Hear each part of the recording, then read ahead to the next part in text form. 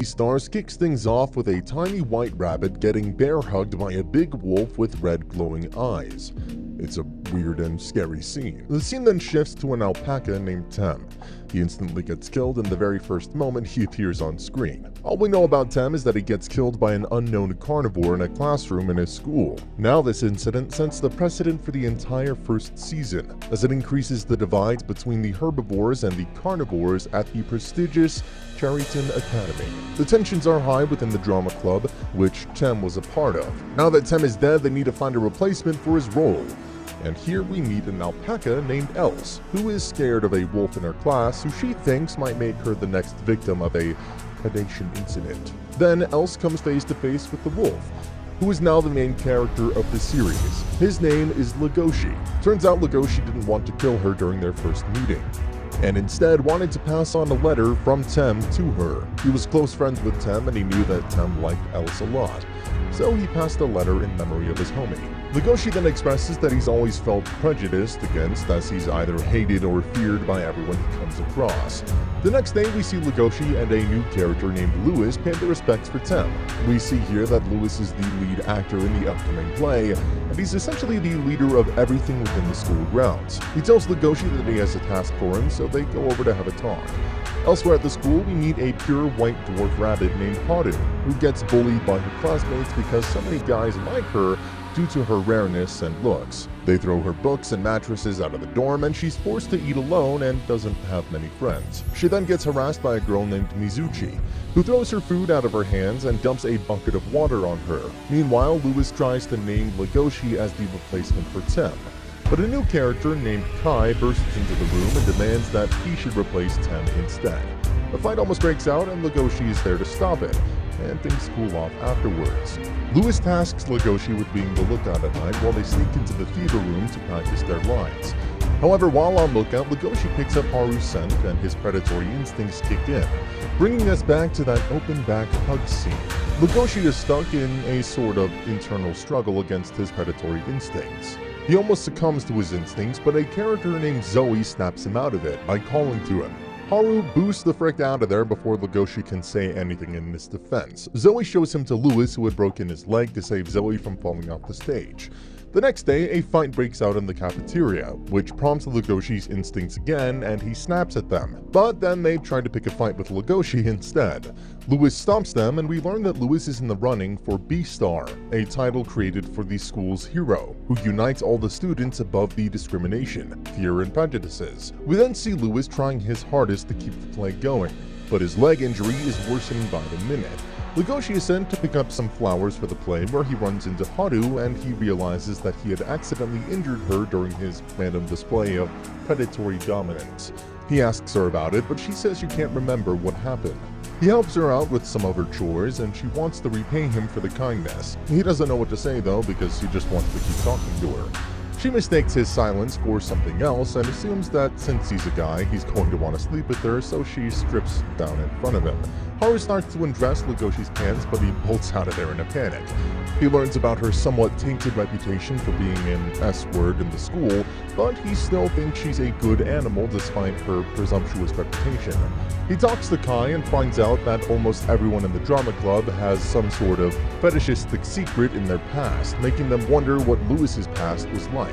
Lewis's leg injury seems to be getting worse by the day though, and Legoshi walks in to ask him a few questions regarding the play's lighting. Lewis gets super pissed off at Legoshi over the fact that he tries to act innocent despite being a wolf and being super powerful. Lewis feels insulted by this because, as a deer, he has almost no physical powers. This causes Legoshi to do some self-reflection, where he realizes he's more than just a monstrous wolf, and that he's developing feelings for Haru. The episode caps off with Lewis doing his absolute best, fighting through the pain to deliver a fantastic performance during the play. However, when the curtain closes, Lewis collapses. It turns out that Lewis has a broken leg, but the audience is unaware of it since the curtains have closed. However, Lewis can't do the second show tomorrow, and they're in limbo now since they have to find a replacement for him as soon as possible. The Bengal Tiger Bill is picked for Lewis's replacement, and Legoshi is tasked to fill in for Bill's role as a minor villain. Just before the play, Legoshi smells something on Bill, and Bill confesses he takes a small dose of rabbit blood before performing as some sort of performance enhancement utility. This pisses off Legoshi, and they almost get into a fight. However, the play is going much worse than when Lewis was on stage, and Legoshi breaks character, deciding to attack Bill on stage.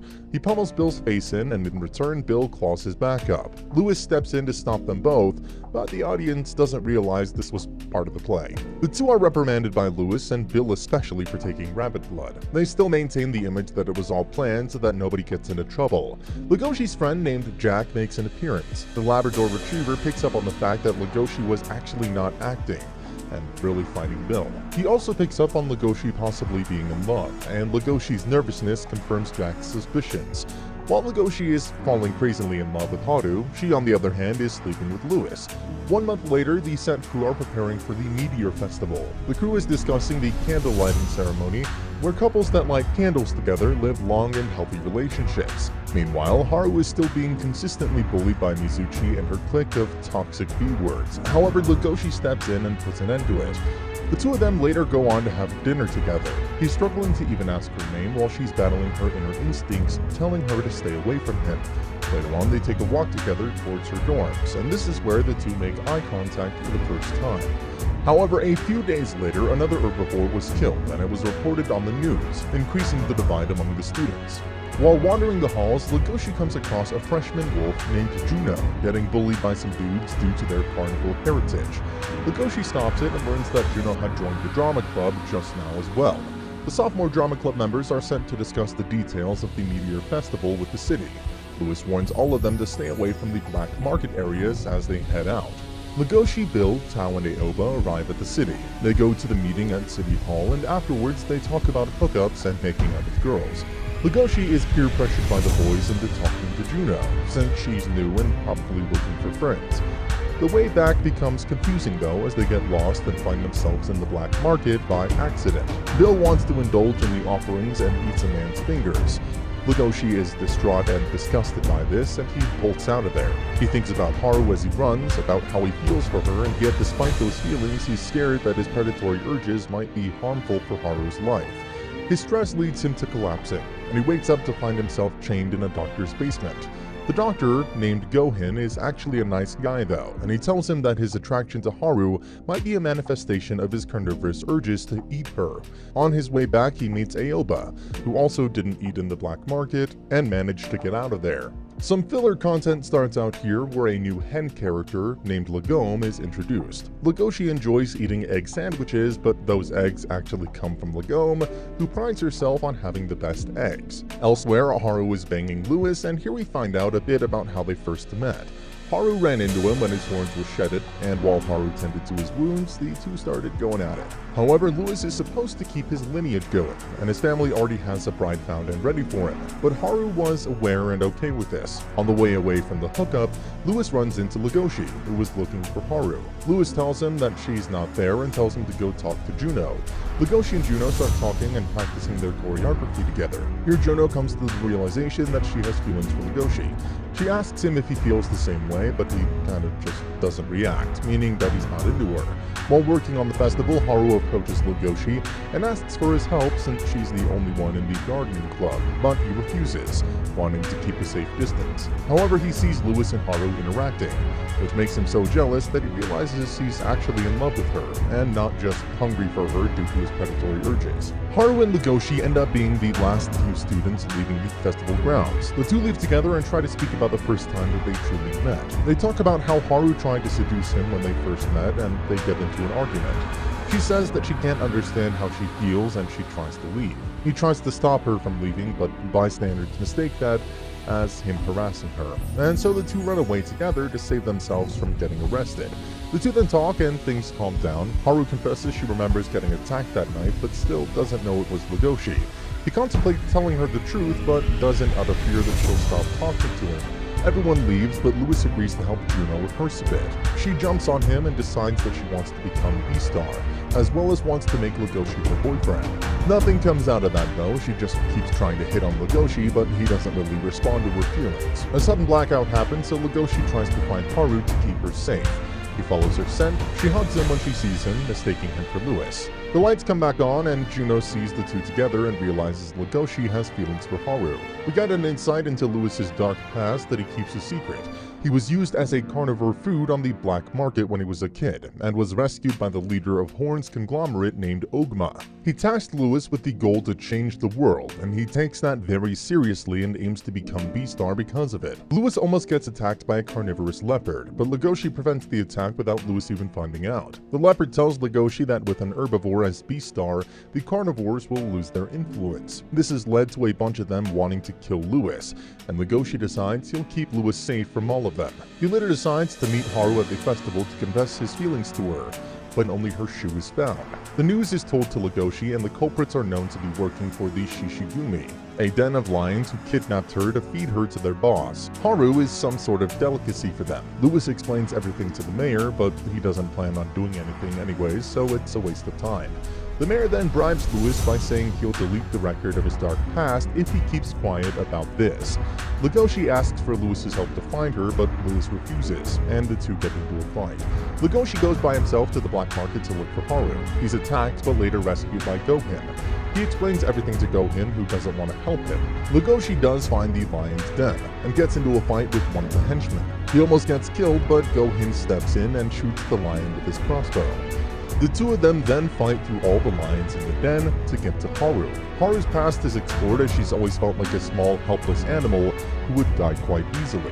The only moments in her life where she felt powerful was when she slept with guys, so she created this promiscuous path to protect herself from feeling fragile. Here she realizes that the only one who didn't make her feel that way was Legoshi, who chose to protect her even when he didn't want to sleep with her. She's just about to get eaten and die, but Legoshi bursts in through the door to save her.